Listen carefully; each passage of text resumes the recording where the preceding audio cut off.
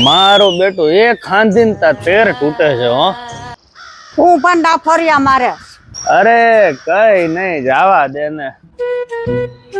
આ હું મોટે લપેડા કર્યા સવારના પોરમાં.